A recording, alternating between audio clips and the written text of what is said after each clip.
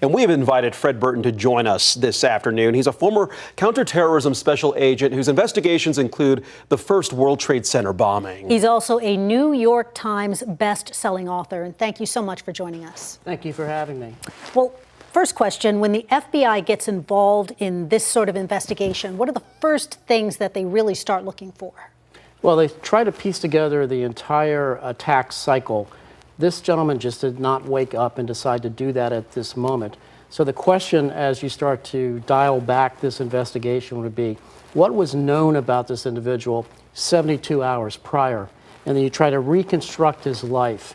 There's a very specific attack cycle that's followed, and it begins with pre-operational surveillance. So why did he choose that bar?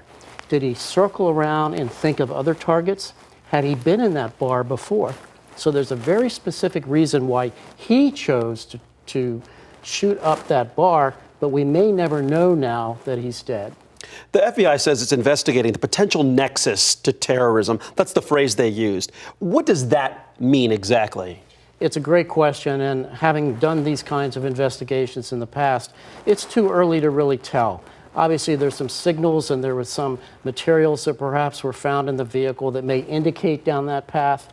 But the biggest question is this an individual that just is self-inspired to carry out this on the behalf of whatever's happening from the world events, the recent Israeli and U.S. strike on Iran? Or is there something more to the puzzle, as Tony had indicated earlier in the broadcast?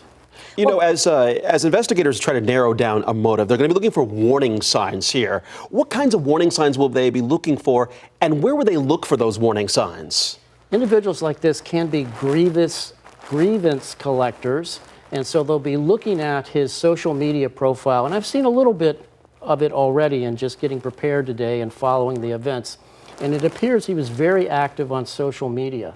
So the big questions I have in looking at this kind of case is, what was known about this shooter before this event took place?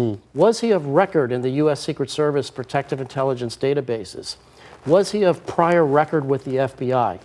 I've not seen anybody disclose that yet, but I've looked at some of his comments that were posted online, and there's a fair amount of red flags there.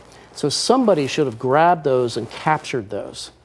Well, the suspect reportedly wore clothing referencing Islam and the Iranian flag. How do investigators determine whether that's ideology, signaling, or personal identity? That's a great question. What they'll do is the FBI Behavioral Sciences Unit in Quantico will take a look at all that and put together a complete picture of this individual. They'll be talking to family.